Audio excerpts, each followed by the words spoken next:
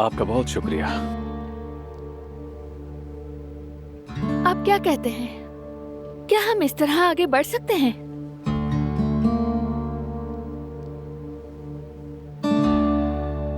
हमें आयतन कारबे के कत्ल की फाइल दोबारा खोलने के लिए कुदरत साहब का बयान लेना जरूरी है। इससे सिर्फ वक्त जाया होगा और कुछ नहीं। इतने मायूस मत हो बारान। कुदरत साहब बरसों बयान नहीं दे सके थे। अब अगर ये बयान दे दे तो मामला हसन कारबे के खिलाफ हो जाएगा।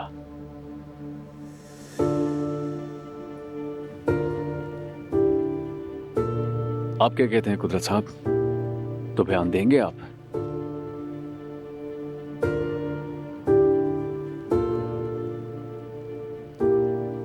हाँ बिल्कुल,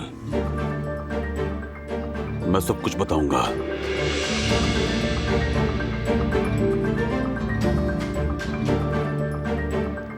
ठीक है, चलो तो फिर शुरू करते हैं।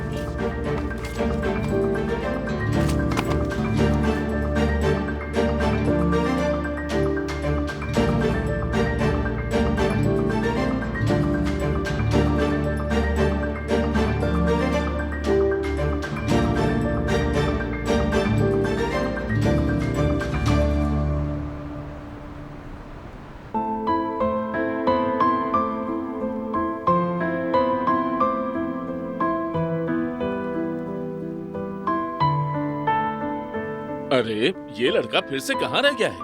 आ जाएगा मामूजान, आ जाएगा। किसी काम में फंस गया होगा। आप रिलैक्स हो जाए बाबा जान, आराम से बैठ जाइए।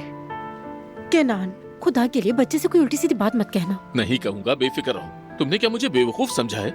मैं जानता हूँ रिश्तों को कैसे निभाते हैं।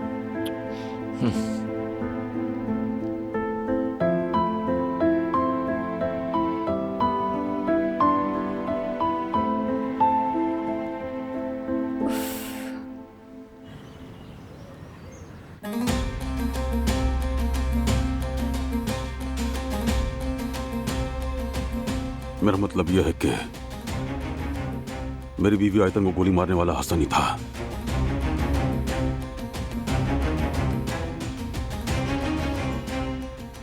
और उस मुसल्लह हमले में आप भी जख्मी हुए थे। आपको कैसे यकीन है कि वो हसन ही था? क्या आपने हथियार के साथ देखा था? नहीं देखा मैंने, मगर जब मैं व्हील चेयर पर था तो उसने कई बार खुद इकरार किया मुझे मजीद अदियत देने के लिए।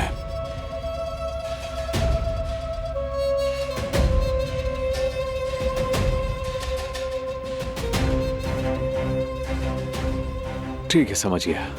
अब हमें हसन कारबे से तफ्तीश करनी होगी। क्या आपको मालूम है वो इस वक्त कहाँ है? नहीं, वो डर के मारे छुपा हुआ है।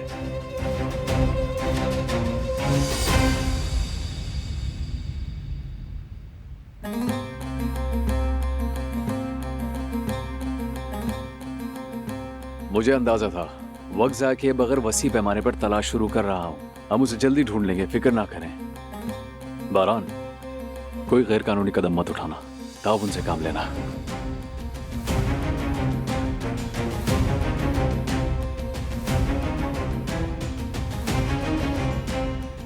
ओके, अल्लाह हाफिज।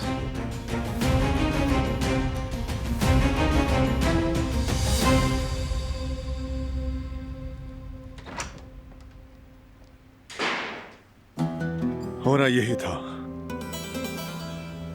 अच्छा हुआ, हसन कारबे को ढूंढकर पूछगछ करेंगे। उससे कुछ नहीं होगा।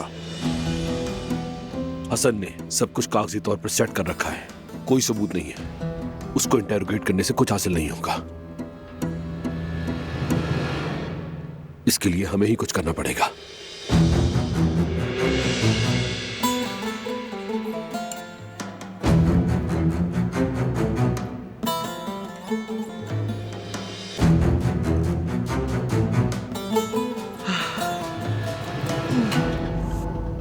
आप ठीक तो हैं दादी जान?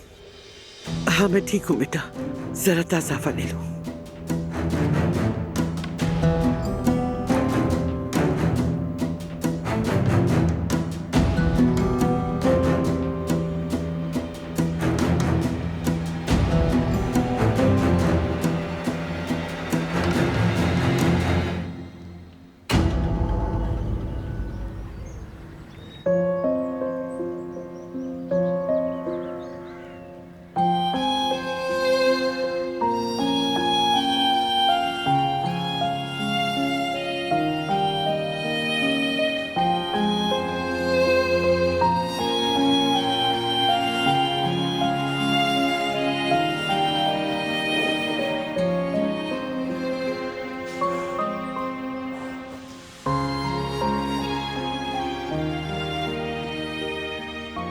क्या आपने सुना है अहमद साहब? सुना है आजाद साहिबा, सुना है। एक तरफ हसन और दूसरी तरफ कुदरत और मेरे पोते, सब मेरे जिगर के टुकड़े हैं, सब मेरी औलादें हैं। मैं इस भंवर से कैसे निकलूं? मैं क्या करूं अहमद साहब? आपका जमीर जो भी आपसे कहे आप वही करें आजाद साहिबा। सब कुछ तोलकर परख कर फैसला कीजिएगा। सही कहा अहमद साहब आपने। हसन ने कबीले के उसूल तोड़े, हमारे खानदान से गद्दारी की है, उसकी वजह से बहुत खून बहा। मगर चाहे कितना ही बुरा हो, आखिर औलाद ही तो है, इसलिए न फेंकी जाती, न मां से बेची जाती।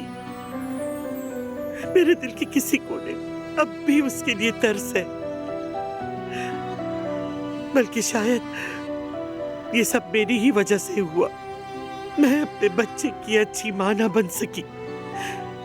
एक दिन भी मैं उसे फख्र से ये ना कह सकी, आओ मेरे शेर बेटे सीने से लग जाओ, इसीलिए उससे सब कुछ जला डाला।